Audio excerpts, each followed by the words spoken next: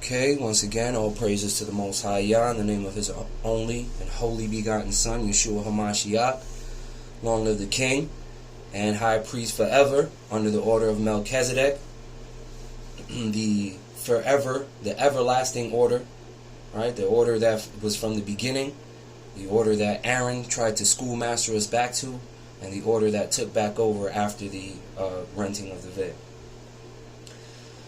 One love, welcome to another Get Some Understanding Sunday. Brother John Ezra, Brother Lemuel, both in the building, ready to, get some understanding across. Yes, sir. Okay, all right, Hebrew. One love. You can unmute after you bring forth the lesson. Yes, sir. Yes, sir. All right, all praises to the Most High. So, I was saying, this is Get Some Understanding Sunday. What I'm actually going to do today is redo the lesson that I did last week, which I was not able to post on YouTube, with the addition of a whole bunch of more scriptures. I was actually able to retool and add some more ammunition because I was blocked last week from my ability to put something out to the public. So this week I've decided to come a little bit stronger and harder than I did last week, with more scripts that I had last week to support the position that I took concerning the first 5 days of creation, concerning the letter Beth, and the stance that I take on the Melkezedek apedia. Also, I've taken steps to make sure that this video is supported in different manners, so that I could, if I'm unsuccessful in putting that video up in one way, I have another way to put it up. All right. So with that said, let's start it like we're supposed to start it. All praises to the Most High Yah, which is in prayer. Let's start it in prayer. Holy Abba Yah, who art in Shemayim, hallowed be thy name. Thy kingdom come, and thy will be done, on earth as it is in Shemayim. Holy Abba, please give us this day our daily bread, and forgive us our debts as we forgive our debtors. Please lead us to no temptation, Father, but deliver us from any and all evil. For thine is the kingdom, the power, and the glory, forever and forever. Holy Abba, we thank you for gathering us. Thank you for your holy word. We ask you to please forgive us for our sins, the sins of our ancestors, and please continue to cleanse us and bring us closer to you. As we take one step closer to you, continue to take 2 steps closer to us. Holy Abba, the closer to you we get, the closer we get to your kingdom, which is our ultimate goal. Holy Abba, we ask you to put down your holy Ruach, that he may comfort those of us who need comfort. Holy Abba, we ask you to open up the prison gates, break all the iron bars in the prison houses, and release all innocent. Holy Abba, those who are sick and shut in, that need your healing blessing, Holy Abba, please heal them. Holy Abba, we ask all these things in the name of your holy and only begotten Son, Yeshua HaMashiach, the King and High Priest forever. Amen, amen, and amen. Alright, all praises to the Most. Let's get right into it, yo, because like I said, I got more scripts than I did last week. And I had a lot of scripts last week. So let's get right into the start of it. I had, once again, 2 conversations. One of the conversations was discussing the way I address all the information in the context that I do, by referring to it as the Melkezedek apedia, or the Encyclopedia Melchezedekia. Once again, I'm in my 40s, and when I was a young man doing research, I didn't have a computer. We had to still go to the library. Matter of fact, computers were new, and everybody didn't have a computer in their house, especially poor people. I was poor, and I didn't have no computer in my house. I had to go to the library to just use a computer. And even when you went to the library, you had to stand in line. There's a whole bunch of people waiting to use a computer. So most of the time you went to the library to do research, you did it in these things called the Encyclopedia Britannica, which is an index of all the information from A to Z. I've deemed the information concerning our high priest and king after the order of Melkezedek, the Melkezedek apedia, because these are all books and volumes concerning our Messiah. They refer to him. They are about him. He is the main character in all these books. He is all participants are muted, and they can unmute themselves. Oh, praises. He is the ultimate sacrifice. Excuse me. Yeah, he's the king and high priest in the order of Melchizedek forever. He is the representation of everything that all these men want to represent to us. All right. With that said, the index of information that covers him cannot just be in one volume. As a matter of fact, if you read in the book of John, it says that you cannot, if you were to write down the exploits of our Messiah, there wouldn't be enough books in the world to cover the information. Right? There wouldn't be enough trees to make enough pages to write the information on. Therefore, you can't just look at one book as the only book that will reference our Messiah. It has to be volumes of that information. And once you gather all that information together and have it in a library or on a bookshelf, you want to call it something, right? So I've said, man, these books that I've gathered and I've started reading and studying together and been able to put a consistent story together in, I've decided to say, man, these books are the Encyclopedia Melchezedekia. These books are everything that tell me about Melchizedek, right? In short, the Melkezedek apedia. Cool.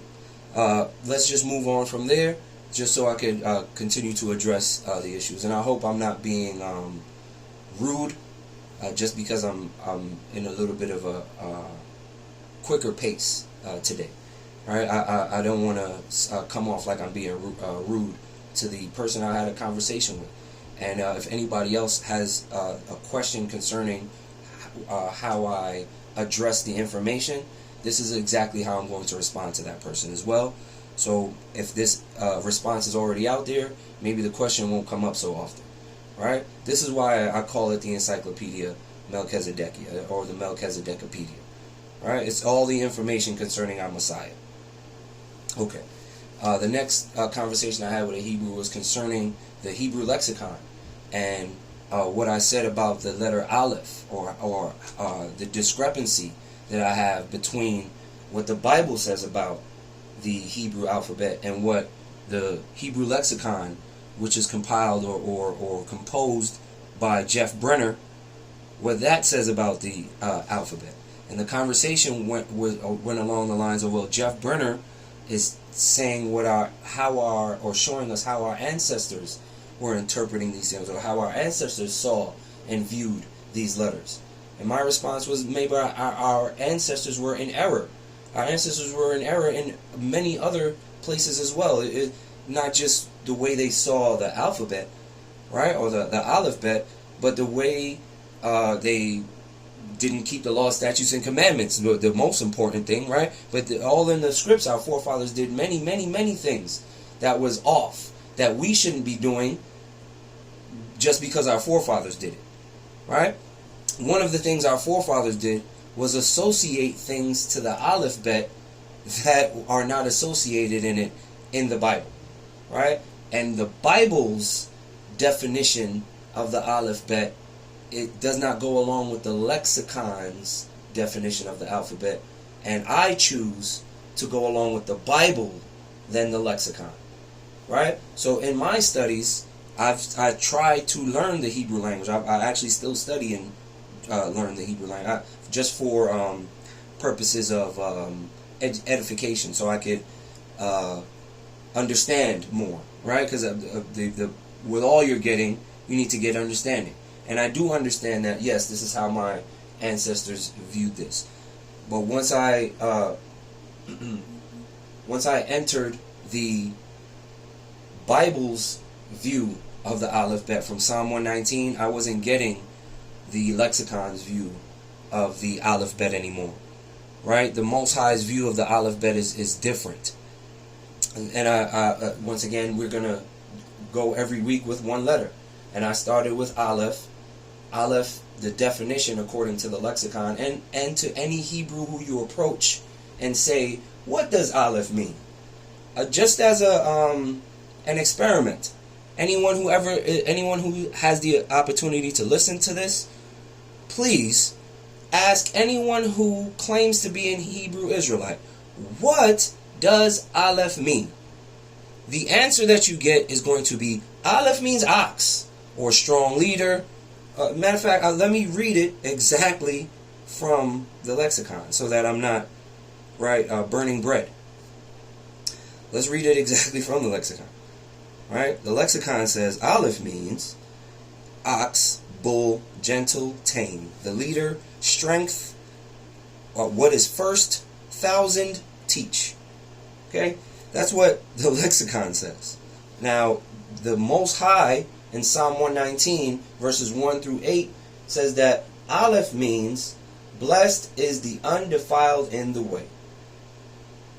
Now, even just from the first line, right? I cannot associate something. I cannot associate an ox with being undefiled, right? I can't associate a bull with being undefiled. I can't even associate a strong leader with being undefiled, because David was a strong leader, was he not? He wasn't undefiled. Solomon was a strong leader. He was not undefiled. These are men who were defiled. Just every high priest except for Yahushua Hamashiach is defiled. Yahushua is the only undefiled man. Came in his example to show us, right? But every strong leader we've ever had has been infirm and has had blemishes.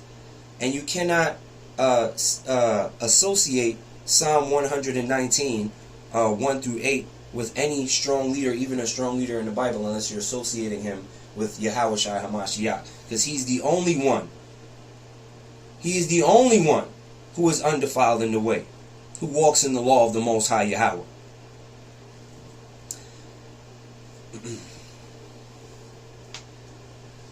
Let's get into Beth. Right? We dealt with Aleph last week, and also just for the purposes of understanding, I'm not going to change my position and view on how I view the Aleph Bet. Right? It's my position that all of Israel needs to change its position on the Aleph Bet, especially when they're approached and asked what any of the letters in the Aleph Bet mean.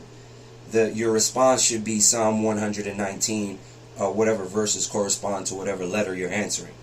Right? So today we're going to answer Bet, and we're going to see what Bet says from the Hebrew lexicon, and we're going to see what Bet says from Psalm 119.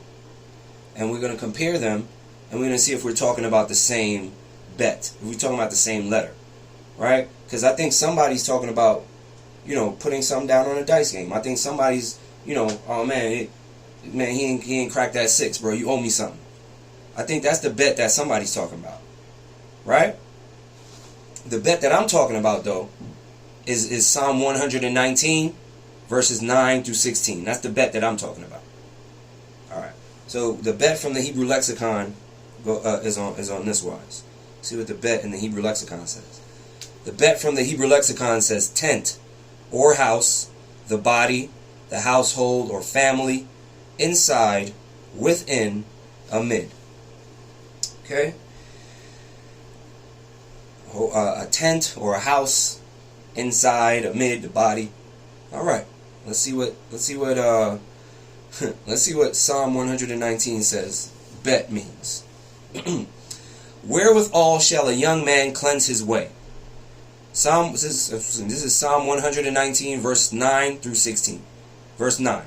Bet. Wherewithal shall a young man cleanse his way? By taking heed thereto according to thy word. That's the very first line of Bet. How do I cleanse my way? By taking heed to the word of the Most High. Does that have anything to do with a tent? That has as much to do with a tent as ox has to do with being undefiled in the way. Right? Following the laws, statutes, and commandments to the best of your ability, having no iniquity, doing no iniquity. Keeping the statutes diligently. That's Aleph. Bet is how do I cleanse my way? If I make a mistake, how do I clean that mistake up? Once again, is a tent, does a tent cleanse you or clean your way? Does a tent have anything to do with removal of your infirmities? Verse 9. With my whole heart, verse 10, I apologize. Verse 10 of Psalm 119. With my whole heart have I sought thee. Oh, let me not wander from thy commandments. Thy word have I hid in mine heart, that I might not sin against thee. This is the only verse that has anything akin to something that our ancestors used to see as Beth, which is inside. Right? This verse says, I'm going to hide your word in my heart. Is that what, I get that's the connotation that you can draw from a tent or a house? Just being inside? Let me keep reading. Verse 12. Blessed art thou, O Yahweh. Teach me thy statutes. With my lips have I declared all the judgments of thy mouth. I have rejoiced in the way of thy testimonies as much as in all riches. I will meditate in thy precepts and have respect unto thy ways. I will delight myself in thy statutes. I will not forget thy word. How do I cleanse my way? By keeping the word of the Most High Yah. This is what Bet is dealing with. Cleansing your way. Aleph is dealing with you not being defiled at all. Bet is dealing with you cleansing yourself with this word if you've made a mistake. Once again, I can't associate that with a tent or a house or a body. I can associate that with a bar of soap, a loofah, a scrub, right? A broom and dustpan, something. I can't associate it with a tent. Okay. Excuse me. So that's Bet. All right. And once again, I hope I'm not attempting to be rude. I hope I'm not coming across as that. All right. This is just the position that I hold concerning the Aleph Bet. I'm always going to go with what the Most High says. He is the greatest author on earth. The Bible is the best-selling book on the planet in history. Why would I believe anything anyone else says? And in that book it says that the Most High is telling the truth and every man is a liar. Jeff Brenner is a man. Okay. Alright, so once again, that's my stance on Bet, and we're going to continue doing this every Get Some Understanding Sunday. Next week is going to be Gimel, as long as I could get this video on YouTube. Matter of fact, even if I don't get it on YouTube, this will just be, I guess, the lost lesson or something, right? Because the adversary does not want me to, the adversary is against me putting this out into public. I can get it to individual brothers and sisters who requested it, but for some reason I cannot post it on any public platform or forum right now. But hopefully this week, with what I worked out as a remedy, hopefully I could get this up and get this out to the public this week and continue, doing what I'm doing. All praises to the Most High. Alright, family, so let's get right into the lesson. The lesson at hand today, we're going to re-examine the first 5 days. Once again, we did the first 5 days of creation last week. We're going to do it again this week. We're going to re-examine it because I have some more evidence to present to the court today concerning the first 5 days of creation. So let's get right into it, alright? Okay. So let's start off with the gold. Let's start off with the gold tried in the fire, purified 7 times. The Bible. We're going to start in Genesis, and we're going to read Genesis chapter 1 and 1. And we're going to see what Genesis 1 and 1 says. The book of Genesis, chapter 1 and verse 1. In the beginning, Elohim created heaven and earth, period. Now, immediately everybody goes right to verse 2, and they say that, and the earth was without form and void, and darkness was upon the face of the deep, and the spirit of Elohim moved upon the face of the waters. All praises to the Most High. That's absolutely correct, because that's in the Bible. But there's a period in between verses 1 and 2, and that's the period that I would like to address. As a matter of fact, I would like to address, that's exactly the period that I want to address. The period between verses 1 and 2. Because verse 1 says the Most High created heaven and earth. Stop. And then once you get into verse 2, you're left with the thinking that the Most High created everything, and once he created everything, it was dark. Right? Like the Most High created everything, and everything was dark, and then water, and it was just the spirit of Elohim moving on the face of the deep. That's actually misleading a little bit, right? Because when the Most High doesn't reside in darkness, the Most High resides in light. There is no testimony of the Most High ever being in darkness. The script says that the Most High sees in the dark, deep darkness, like he see in the light. That's what it says. It don't say he's down there in the darkness, though, right? The Most High don't deal with darkness. The Most High separates darkness from light. That's actually what he did on the very first day, and that's what we're discussing right now, right? But let's just establish that the Most High resides in light, right? Number one, the light that the Most High dwells in and around constantly. There is no darkness around the Most High. So when you get into verse 2 of Genesis, it's discussing what happened after a great cataclysm, right? Verse 1 of Genesis is establishing actually establishing infinity, right? Or forever. We came out of forever into a temporal existence, and we're going back into forever, right? We came out of there being no time to there being time to us going back into there not being time anymore. Okay? All right. Let's just get the light first, though. Let's get the light first. Number one, let's go to I mean, it's so much scripts to substantiate the light, man. It's wild. Let's go to let's go to Revelations. All right, let's go right to the end. Go to Revelations 1 and 16. All right, we're gonna go. The end dictates the beginning. The beginning also dictates the end. Revelations 1 and 16 reads on this wise: And he had in his right hand 7 stars, and out of his mouth went a sharp 2-edged sword, and his countenance was as the sun shineth in his strength.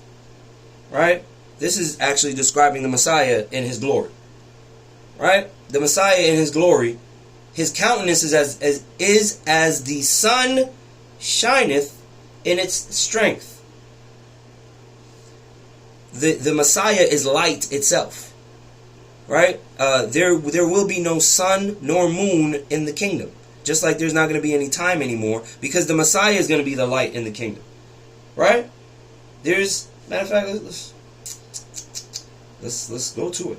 All right, let's read that. There shall be no more. That's Revelation 7. Let's go to Revelations 7. All praises to the most. So Revelation 7 and 16. Yes, we're going to read 2 verses in Revelation. Revelation 7 verses 16 and 17. Reads on this wise: They shall hunger no more, neither thirst any more. Facts on facts. Adam, when he left the garden, he was strange to hunger and thirst. He said, man, we didn't need food, nor did we need water to drink. These were luxuries to us. These weren't necessities. We didn't need these things. We partook of them as we pleased, not as a necessity. Verse 16 from the top: They shall hunger no more, neither thirst any more, neither shall the sun light on them, nor any heat.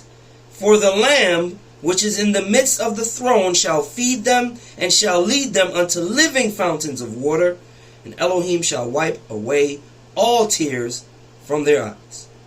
So we're not going to need sunlight, right? Nor is there going to be heat on us anymore. Let's continue reading. As a matter of fact,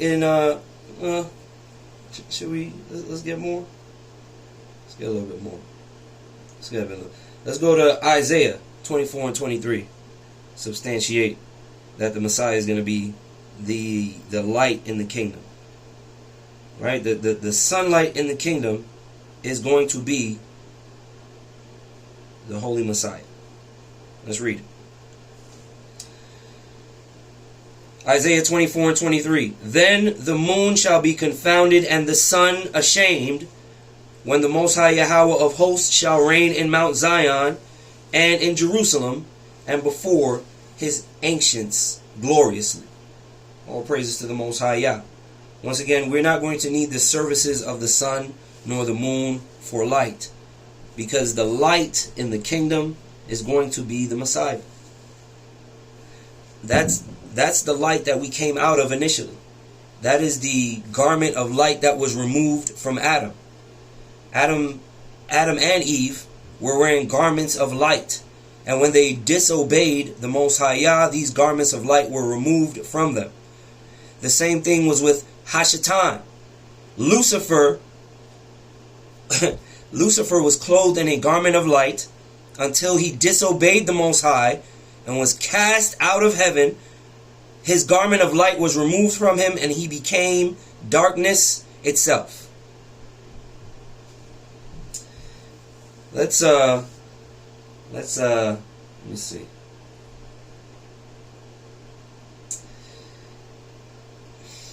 Matter of fact, let's get two more on the light, and then we're gonna talk about the darkness and when the darkness was created, right? Because once again, our concept, certain of our concepts have to change. Our concept of time and our concept of light, right, and heat. These things are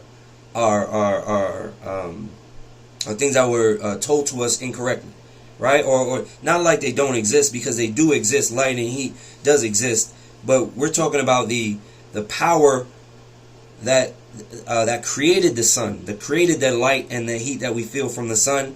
Says that there's light and heat that exceeds that. It's all good. Let's like I said, let's substantiate the light a little bit more. Let's go back to Revelations, and let's see what Revelations got more for us concerning this light. Let's see Revelations 21 and 23. Revelations 21 and 23 reads on this wise. And the city had no need of the sun, neither of the moon to shine in it, for the glory of Elohim did lighten it, and the Lamb is the light thereof. That's a direct quote. It's a direct quote. We're not going to need the sun and the moon anymore. We're going back to a time when there was no sun and moon, because we came from a time when there was no sun and moon. Well, we didn't come from a time at all, but we're going to get to that in a minute. I'm just dealing with the light right now. We're going to deal with the darkness, and we're going to deal with time. All right? So the light has always existed. The darkness is something that came as a result of disobedience, and it's not coincidental that a day starts in the nighttime. So if you read the Bible, you notice that the day one started in the night. And we're going to explain why the days started in the nighttime. That deals with the time portion of the lesson. But right now we're still in the light portion. Revelation 22 and 5. Revelation 22 and 5 reads on this wise. There shall be no night there. That's in the kingdom. There's going to be no night in the kingdom. No darkness. That's because there was no darkness in the beginning.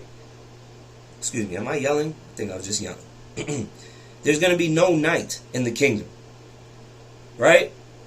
We're once again returning to a time when there is no night, because initially there was no night.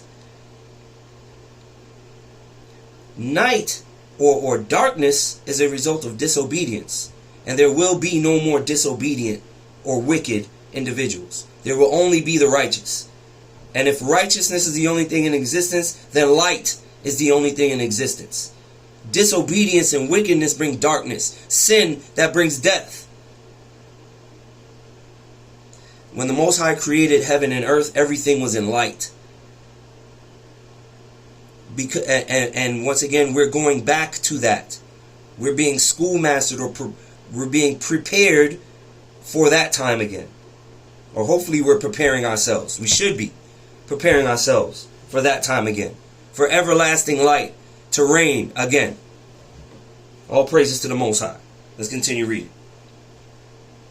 So now we understand that there will be no night in the kingdom. Christ is going to be the light in the kingdom. The sunlight and the heat and all that is going to be, it's done. We don't need the sunlight anymore. Not only that, every being that comes from heaven, one of the characteristics they carry is this bright aura about themselves. Right? Like we read Revelations 1:16 talking about Christ and his glory. Right? But let's read another chapter concerning another angel and his countenance. And let's see what his countenance is like. Let's go to Revelations 10:1. Revelations 10 and verse 1. Once again, I definitely supported last week's lesson with some more scripts. Matter of fact, I believe I can attach last week's lesson as a link in the description page to this week's lesson. It's not going to post as a YouTube video. It's going to bring you to like the free conference call link. But you'll have access to that video. I'll put it in the description box of this video. Just so you can see what was prepared last week and what's prepared this week. Because like I said, I got more ammunition for him this week. Because that's what I do. If you shut me down, I'm coming back harder next time. So this time I got to come harder. Right? Much more scripts for you this time. And where we was at? Revelations, I said. Revelations 10:1. And I saw another mighty angel come down from heaven, clothed with a cloud. And a rainbow was upon his head. And his face was as it were the sun. His face was as the sun. That means his face was bright and shining. His feet were as pillars of fire. Once again, things that glow. Let's go to Revelations 18:1. See if we can substantiate these beings from heaven being creatures enveloped in light. These are beings enveloped in light. They have always been this way and will always be this way. The only way they will be removed from their light and literally become darkness itself is if they disobey. This is what happened to Hashatan. Once again, we're going to get up to it. Let's talk about this light. Revelations 18:1. And after these things I saw another angel come down from heaven, having great power, and the earth was lightened with his glory. This angel came down and the whole earth started shining because of how gloriously lighted this angel was that came down from heaven. So again, all praises to the Most High Yah. In the name of his holy and only begotten Son, Yeshua HaMashiach. Long live the King forever and forever. Let's get to. I got to the light. That's everything once again created in light. This was before the first day, right? Now let's deal with time. Time itself, just like darkness, was created by disobedience. Prior to there being a day, the Most High was already ancient. That means there was generations and generations and generations before there was anything called a day or darkness. The Most High is ancient, the ancient of days. and everything he creates and exists in is in glorious light. Let's discuss when so let's see what happened. Matter of fact, let's go back to Genesis. Let's go back to Genesis right quick. Now let's continue reading Genesis, so because it's the foundation, and then we build the details from the other texts, right? Genesis 1 and 2. And the earth was without form and void, and darkness was upon the face of the deep. The spirit of Elohim moved upon the face of the deep. Verse 3, and Elohim said, let there be light. And there was light. Elohim saw the light that it was good, and divided the light from the darkness. Most High said, let the light be, and let the darkness be as well. But I want the light to be somewhere, and I want the darkness to be somewhere else. Verse 5, and Elohim called the light day, and the darkness he called night, and evening and morning were the first day. Once again, evening and morning were the first day. The night and then the morning was the first day. The first day started in the evening, in the nighttime.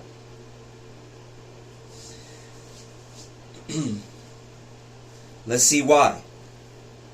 All right, let's see why that day started in the night.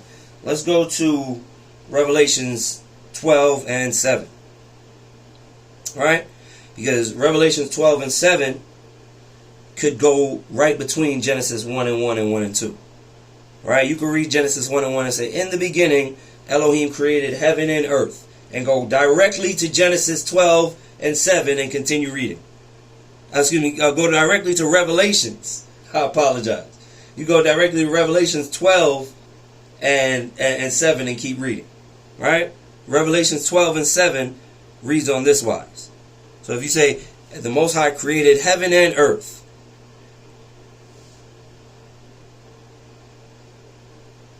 Right? Excuse me. I apologize. I don't got my book open to the right chapter. So once again, you can say, the Most High created heaven and earth. Stop. Then Revelation 12 and 7 reads on this wise. And there was a war in heaven. Michael and his angels fought against the dragon, and the dragon and his angels. Verse 8, and prevailed not. Neither was their place found any more in heaven. Verse 9, and the great dragon was cast out, that old serpent called the devil and Satan, which deceiveth the world. He was cast out into the earth, and his angels were cast out with him. This is what we face now. All right, we face this devil cast out of heaven with his angels. Right? And once again, this is the creation of time and also the creation of darkness. Right? The devil was given a time to exist. After a certain amount of days, I'm going to throw you in a lake of fire. It's going to be judgment day. I'm going to start counting. This is day 1. Let's continue reading though. Let's establish it some more. So once again, this war in heaven got Elohim and his angels cast out. Verse 10. Revelation 12 and verse 10. And I heard a loud voice saying in heaven, now is come salvation and strength, and the kingdom of our Elohim, and the power of his Christ. This was in heaven in the beginning. The power of his Christ was established in heaven in the beginning. Let's continue reading. For the accuser of our brethren is cast down, which accused them before our Elohim day and night. Verse 11. And they overcame him by the blood of the Lamb and by the word of his testimony, and they loved not their lives unto death. Praises to the Most High. So this war that took place in heaven, that got the devil and all his cohorts cast out, happened, I'm going to say on day 1, right? This war, or this casting out of Hashatan, created day 1. Started day 1. Hashatan's being cast out of heaven, right? Like a lightning bolt. The way he was cast out of heaven and struck the earth, destroyed the earth where it had to be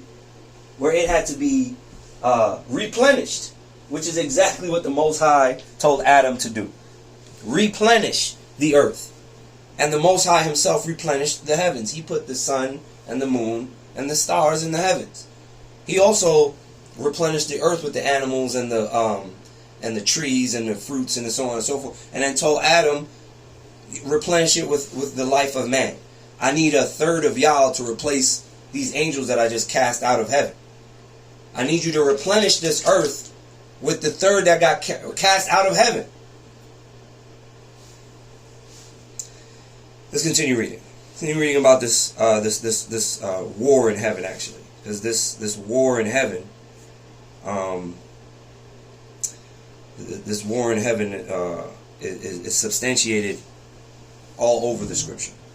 Right?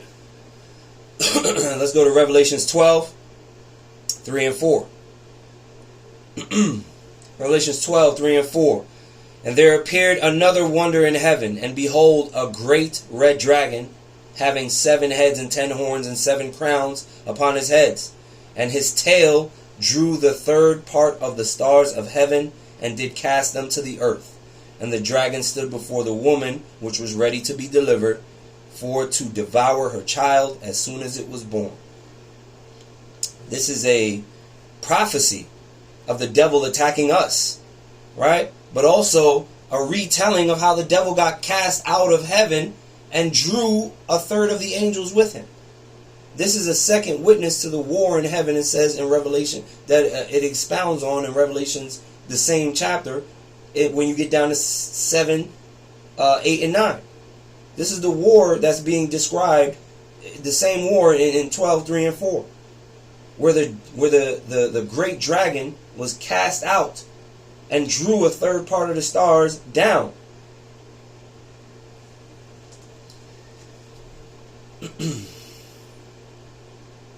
Let's get one more. Let's get one more from that same chapter of Revelation real quick. Revelations 12 and 17. And the dragon was wroth with the woman, and went to make war with the remnant of her seed. Once again, us. The devil is at war with us. We are the remnant of the seed of Israel. And we are at war with an adversary who has no limits. Neither does he have a line that he won't cross. Like, there's no line where he won't cross to the extremes. And there's no line that he won't cross to the pettiest of pettiness. Right? He's the most petty and weak and cowardice, and at the same time he's the most deceptive and wicked and murderous liar ever in existence. He's the worst of the worst on all extremes of levels of being wicked. He doesn't have no line. There's no line of where he crosses on. That's too petty for me, son. I ain't gonna do that. He don't got no line where he won't cross to the depths of pettiness. Neither does he have a line that he won't cross to the depths of wickedness. I can't kill this baby. No, he about baby killing. Yeah. Let's keep reading, man. Reading about the war in heaven, the war he's making against the saints. Right? or the war he's making against us because he got kicked out of heaven. We the only ones he can make war against at this point. Right? He can't fight against the angels no more. You're done with the angels. He definitely can't fight against the Most High. We the only ones he got left. The dirt man is all he got left to come against. We are it. And also understand the kind of adversary you're dealing with. The ultimate bully. He's made of fire, supernatural, and he's messing with a dirt man, temporal being that could die off of anything. Like, Adam, listen, we are no match for Hasatan. No match. Who bullies and picks on someone that's no match for them? Except for a chump. and a coward.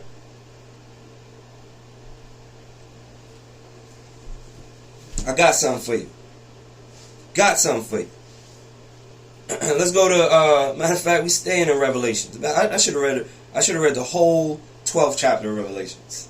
Let's get another line from Revelation chapter 12, and that's 12. Revelations 12 and 12 reads on this wise. Therefore rejoice, ye heavens, and ye that dwell in them, and woe to the inhabitants of the earth and of the seas, for the devil is come down unto you, having great wrath, because he knoweth that he hath but a short time. The devil has a short time. Did you hear that? Once again, the heavens should rejoice because the devil is kicked out of there. He can't go back up there no more. Excuse me. On the second day of creation, the Most High made a firmament between the heavens and the earth, and the devil cannot pass it. He can't go up into the heavens anymore. Rejoice, O ye heavens. But woe unto the earth. Why? Because he down here wreaking havoc. Because he know he's got time. His time is short according to his measurements of time. He come from forever. He remembers when there was forever. When him and Christ sang together, that was forever. That was back in forever days. Matter of fact, let's read that real quick. Let's read that. Boy, let's read that real quick. Job 38 and 7. Because Job was asked some hard questions by the Most High. The Most High was like, yo, Job, bruh, I don't remember seeing you around nowhere when this was happening. Right? You can't question my judgment on anything and anyone. You weren't around here. Excuse me. I apologize. Well, let me not apologize. Excuse me. So, Job 38 and 7. When the morning stars sang together and all the sons of Elohim shouted for joy.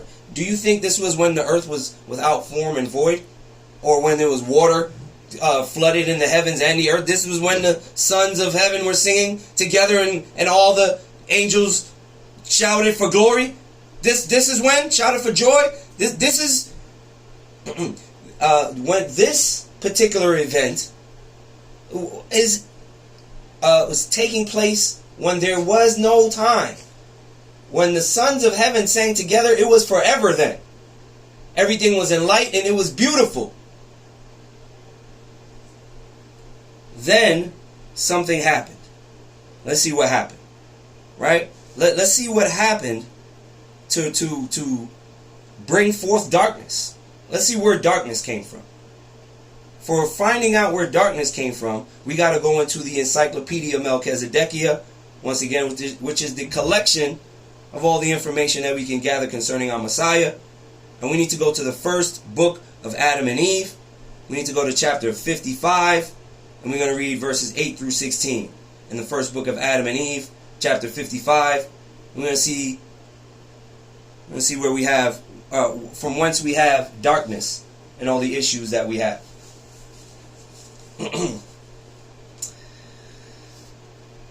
First book of Adam and Eve, chapter 55 and verse 8.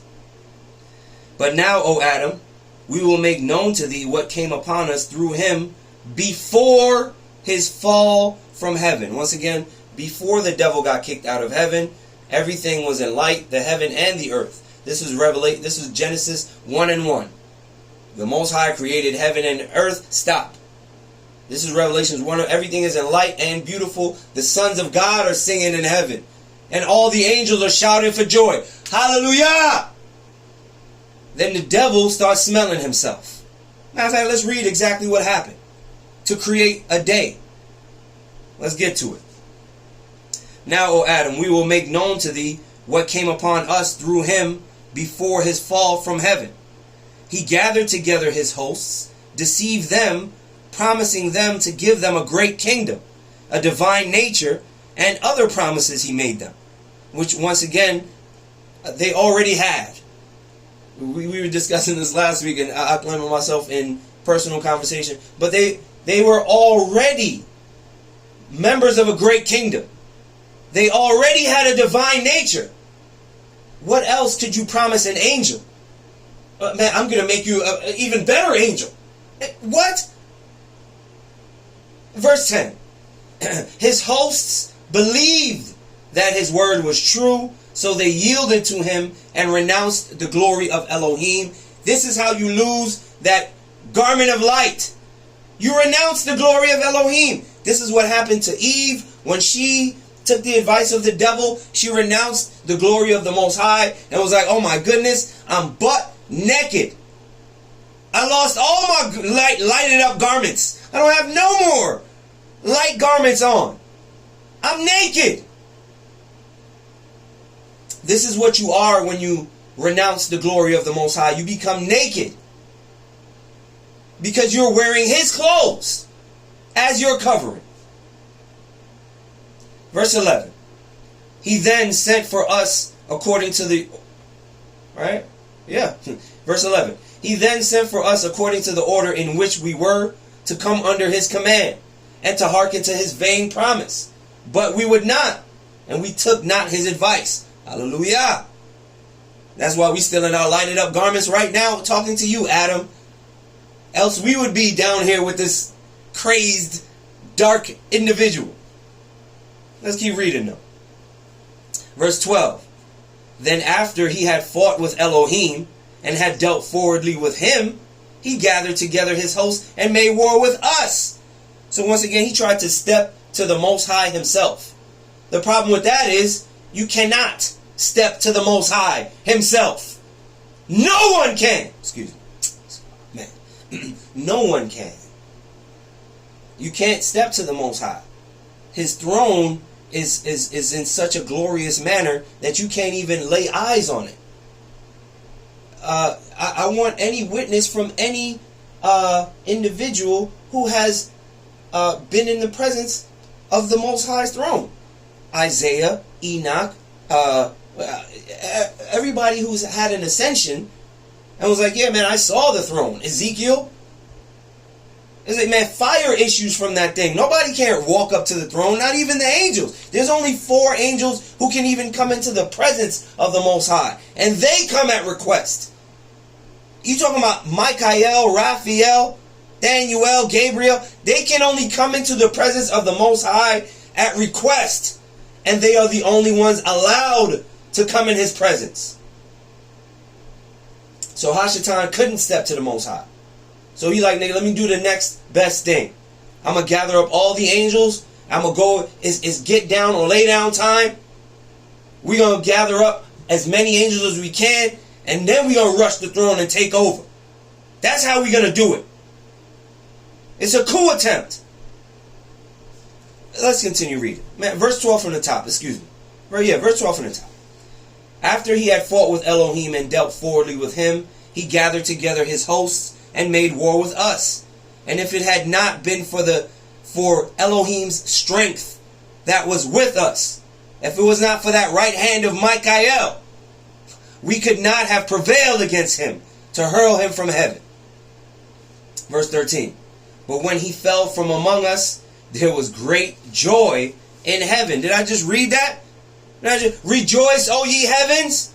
For the devil is gone from y'all. But the earth, you're going to have a problem because now you're in darkness. The darkness that you was never in before. Desolation, a void, waste. Let's keep reading. Verse 13 from the top. When he fell from among us, there was great joy in heaven because of his going down from us. For if he had continued in heaven, nothing, not even one angel, would have remained in it. The Most High would have killed all of us. We would all be down here in darkness on earth. Would nothing be in the heavens if he was allowed to continue? Listen, if wickedness is allowed to prosper, it will take over. One bad apple ruins an entire bunch. A little leaven leaveneth a whole lump. These are the similitudes that you're dealing with this issue of wickedness. Take it over. If he remained in heaven with this wickedness, he would have took over all of heaven with that. The Most High had to get him out of there. No, can't have this. Yo, Michael, hit him right now. Yeah, right here by the jawline, that's where he's weak. Hit him right now. Cracked his jaw. Satan fell from heaven like lightning. Yahweh Shai said. We're going to deal with that lightning destruction in a second. Let's just continue how darkness got out here. Excuse me. Verse 14. But Elohim in his mercy drove him from among us to this dark earth, for he had become darkness itself and a worker of unrighteousness. The devil is darkness itself. Before him there was no such thing as darkness. Just like before his disobedience and him being removed from heaven itself, there was no such thing as a day. There was no such thing as a day. A day and time itself is created or was created by the Most High to count down Hashatan's judgment. And whoever follows him into that lake of fire's judgment. That's your countdown clock too. You just don't know when it's going to go off. You don't know when the alarm is going to go off, but the time is ticking. It's ticking down. You just don't know when it's going to... You don't know when the alarm is going to go off. But know for a fact that the alarm will go off. And there shall be no more time. Matter of fact, let's read about it. Let's read about when there's going to be no more time. And then we'll get into the destruction that the devil caused. The destruction that the devil's eviction from heaven caused. His lightning strike, right hook taken. What kind of tohu and bohu-ness that caused. I got one more script for you concerning time. Revelations 10. Let's read Revelations 10, verses 5 to 7. See what Revelations 10, verses 5 to 7 got to say about time. Revelations 10, verses 5 through 7 reads on this wise. The angel which I saw stand upon the sea and upon the earth lifted up his hand to heaven. Verse 6. And swear by him that liveth forever and ever, who created heaven and the things that are therein, and earth and the things that therein are, and the sea and the things which are therein, that there should be time no longer. Did you just hear what I said? Let me read that again. Verse 6 from the top. So there's an angel, right? He's got the books in his hand. He's got the books of heaven. He's standing one hand in the sea and one hand on the land. And he swears by who lives in heaven, who created everything. There's going to be time no longer. That's because time was created specifically for a purpose. Once that purpose is met, ain't going to be no more time. We ain't worry about that. Just like there's going to be no more darkness. Darkness is going to be gone. We don't need no darkness. We don't worry about that. There's going to be no more night. And there's going to be no more time. Once again, Revelations 10, verses 5 to 7 from the top. The angel which I saw stand upon the sea and upon the earth lifted up his hand to heaven, and swear by him that liveth forever and ever, who created heaven and the things that therein are, and the earth and the things that therein are, and the sea and the things which are therein, that there should be time no longer. Verse 7, but in the days of the voice of the seventh angel, when he shall begin to sound, the mystery of the Most High Yah should be finished, and he, as he hath declared to his servants, the prophets. The Most High been telling the prophets this for forever. Yo, man, at some point, it's going to be judgment on everything and everyone. Ain't going to be no more. We're going back to forever after that. You heard? There's going to be judgment, and we're going back to forever. This is where we came from. Similitude. Melkezedek, Aaron, Melkezedek. We came from Melkezedek into Aaron to schoolmaster us back to Melkezedek to an understanding of forever. Same thing as the similitude. Forever, we came out of ancient, no days, no time, no nothing, into a temporal existence to go back into forever. After Judgment Day. After the devil is tossed in a lake of fire, which he's going to burn in forever, there's going to be no more time. Ain't going to be no more clock. Oh yeah, the devil going to be out of there in an hour and a half. Nah, bruh. We ain't going to need to be timing you no more, because you're going to be there. You're not coming out of there. There ain't going to be no, let me get a break. A 10-minute break. Oh, I don't know what 10 minutes is, son. Ain't nobody got no clocks around here. Get out of here with that. 10 minutes? What? Anyway. Destruction. The destruction that the devil caused when he got kicked up out of heaven. Which created a day, which made time, and also made darkness. The devil's disobedience created darkness and time. Had the Most High kick him out of heaven, the result was darkness and time. Let's continue. This destruction that the devil caused on his way out of heaven is listed for us. All praises to the Most High. Matter of fact, I did have 2 more scripts to support that the time thing. I'm gonna just mention them. I'm not gonna read them, right? So Revelations 21 3 through 5 talks about there being no more death anymore, right? So we once again going back into forever. Like we left out of a time where Adam was not supposed to die. He was created to live forever. His disobedience caused him to get time, 5,500 years, and also for him to be kicked out into darkness with the devil. Right? Adam existed in light. Just like listen. There's once again consistency. Consistency is how the Most High deals, and if you look carefully and study the materials closely, you will find consistency in all the material. But you have to be looking for the consistency. You can't be looking for the tampering, which doesn't exist. But if you're looking for it, you're going to find some verse that you can say, oh, look at this verse right here. I can use this verse to say that there's tampering. But you know what you're doing? Overlooking the 50 verses that talk about the purity and righteousness of the scripture. To find the one script that say, oh man, look right here, the poison pen of the scribe.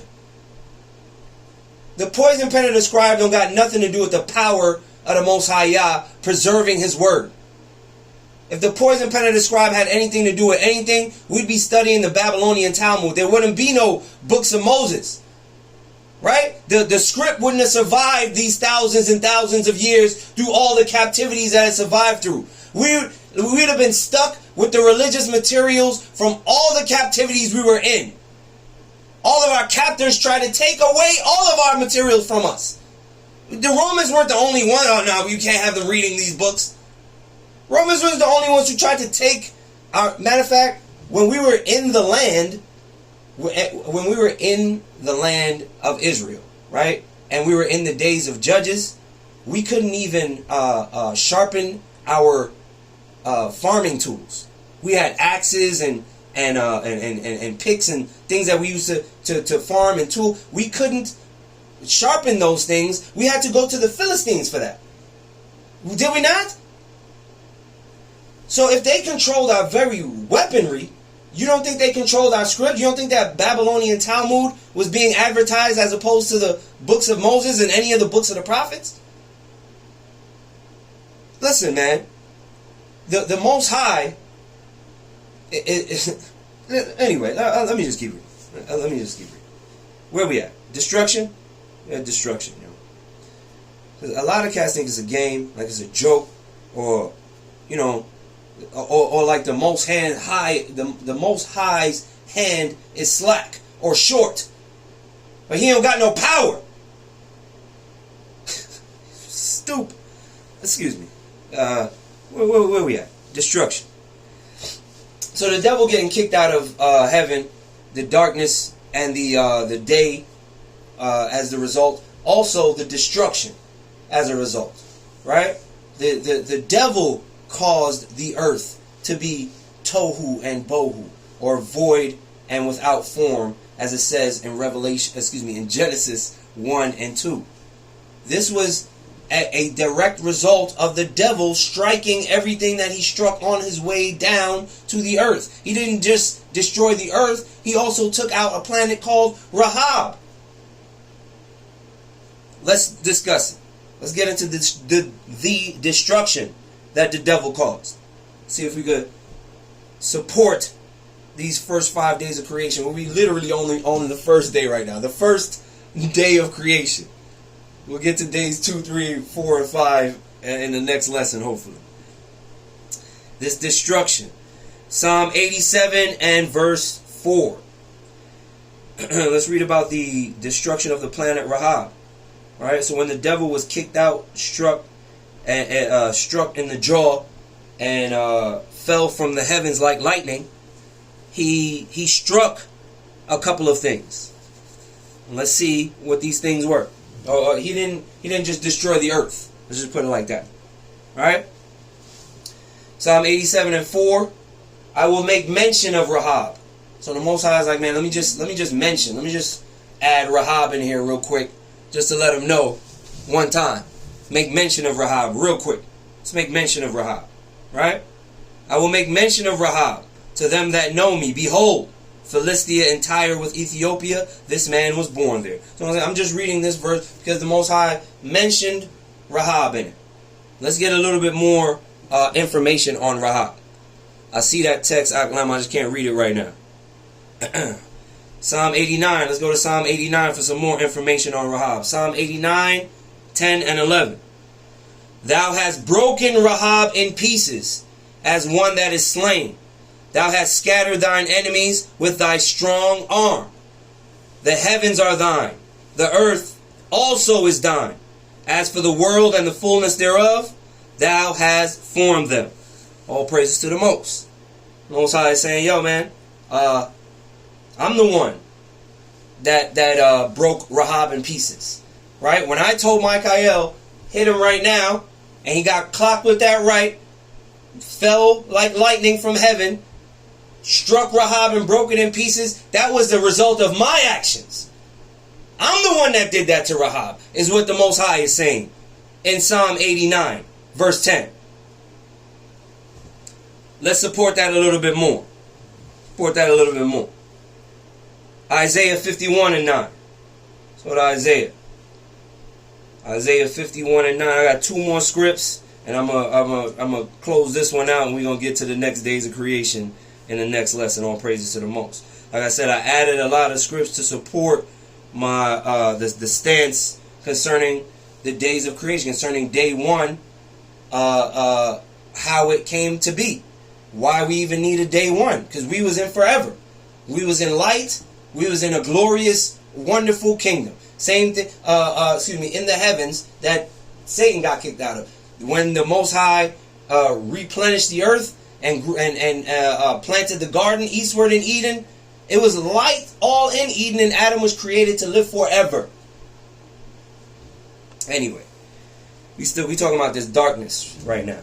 Isaiah 51 and 9 is what it say. Awake, awake, put on strength, O arm of Yahweh. Awake as in the ancient days.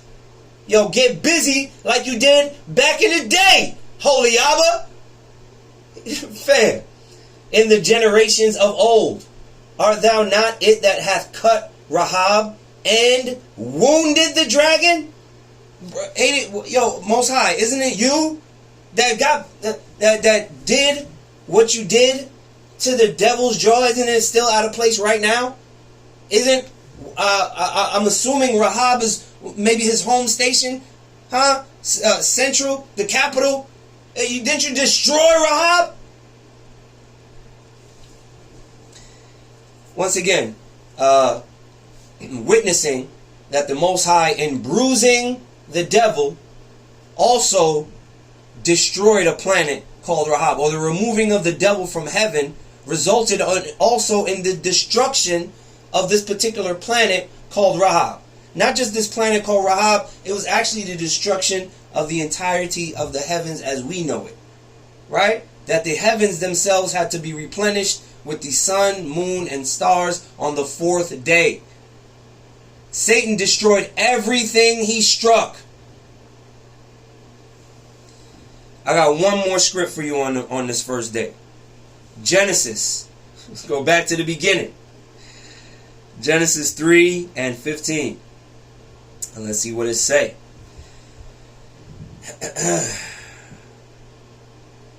Oh, matter of fact, that's a different script. I was going in a different area on for later on in creation. I'm gonna actually leave that Genesis 3 and 15 for until the 6th day of creation. All praise. All right. Matter of fact, that's it. That's it for today. All right. Got into once again the book of Melkezedek, the Melkezedek apedia, or the volumes, the Encyclopedia Melchezedekia, right? The Aleph Bet, the letter Bet, all letters, not just the letter Bet. Every letter should come from Psalm 119 as opposed to the lexicon. Your view and your definition. When somebody comes and asks you what any letter of the alphabet means, it should correspond to 119, not lexicon. The lexicon is the lexicant. It's a dad joke right there. Anyway, we got into the first day of creation. And it was all the light, man, and foreverness. The devil's disobedience created darkness, time, the temporal existence that we've come to know. All right? Also complete destruction. The tohu and bohu-ness that Jeremiah saw in the 4th chapter of Jeremiah. Matter of fact, let me just read Jeremiah just to support the tohu and bohu-ness that the devil caused, and then we'll be done from there. Jeremiah 4 and Jeremiah 4, 23 to 27, real quick. Right? Excuse me. Jeremiah 4 and 23 reads on this wise. I beheld the earth, and lo, it was without form and void, and the heavens, and they had no light. So Jeremiah is seeing Jeremiah is seeing Genesis 1 and 2. Genesis 1 and 2 is what Jeremiah is witnessing right now. I saw the earth, and it was tohu and bohu. It was out form and void, and there was no light in the heavens. Of course not, because the Most High put the lights in the heavens on day 4. Verse 24. I beheld the mountains, and lo, they trembled, and the hills moved lightly. Once again, this is a swelling and a convulsion, a pulsating from the energy that just struck the earth. This can't be Judgment Day that Jeremiah is witnessing, because the Most High say, when I come to shake the earth greatly. The earth is going to be like a drunkard staggering out of place. People are going to be running to caves and hills and begging the rocks to hide on them, to fall on them. The earth is going to be shaking greatly on Judgment Day. Jeremiah said, man, I'm seeing the hills and mountains move lightly, pulsating from this wave of energy that just struck it to cause it to be without form and void.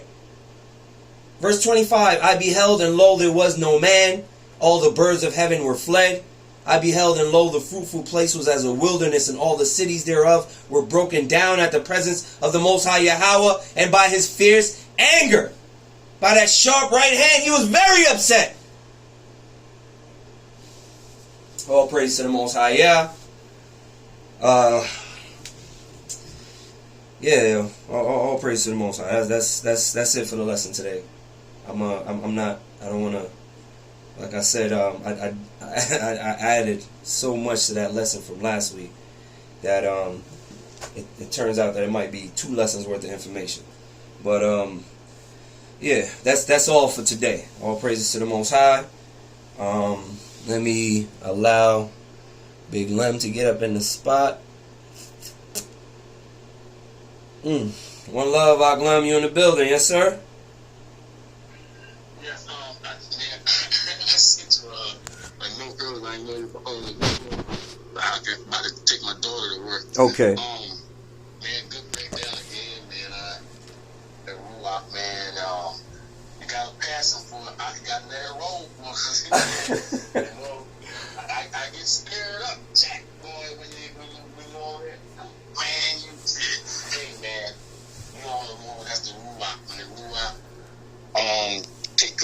love you like that, man, you can't help but raise your voice. You know, that's the character that the Ruach is using, you know, because it moves people, you know. It shows passionate you are about the word of the Most High and bringing it out to our people, you know. Once again, excellent job, you know, on this Sunday afternoon, you know. Yes, Great sir. job, man. Yes, sir. I all praise to the Most High for you, bro. Just keep up the good work. Man, all praises to the Most High. Told Rabbi, you already know what it is. Man, you know, just letting the Ruach lead all the way, and trying to mold myself into